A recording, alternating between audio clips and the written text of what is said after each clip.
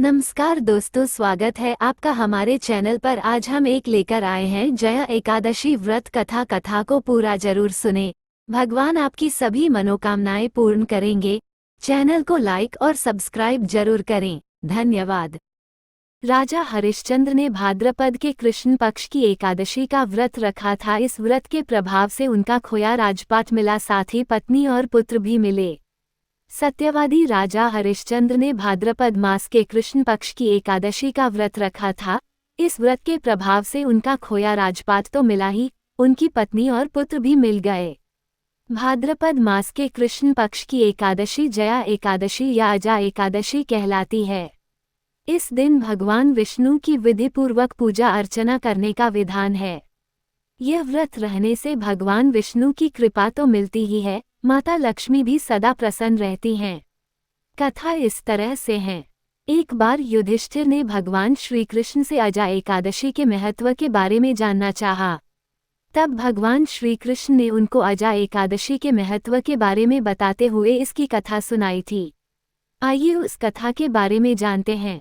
एक बार नंदन वन में उत्सव हो रहा था। इसमें देवता, संत और दिव्य पुरुष आमंत्रित थे। गंधर्व संगीत गायन कर रहे थे और गंधर्व कन्याएं नृत्य कर रही थीं। इसी दौरान गंधर्व माल्यवान और पुष्यवती ने नृत्य प्रारंभ किया।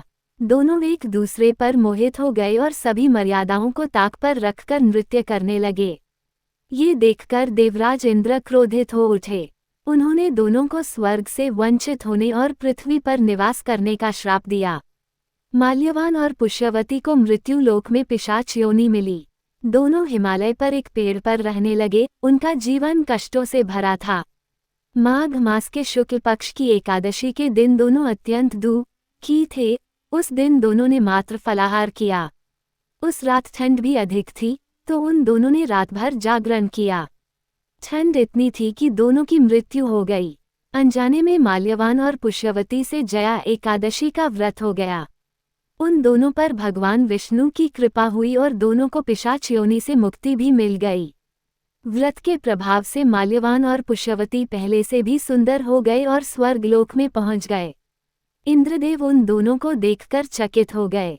उन्होंने पूछा कि तुम दोनों को पिशाच योनि से मुक्ति कैसे मिली।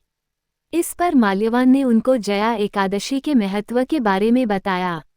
इससे ही उनको पिशाच योनि से मुक्ति मिली है। ये सुनकर इंद्र प्रसन्न हुए और उन्होंने इसे भगवान विष्णु का आदेश मानकर माल्यवान और पुष्यवती को स्वर्ग में रहने की अनुमति दे दी। दोस्तों, आपको कहानी पसंद आई तो please like, comment, share, subscribe जरूर करें। धन्यवाद।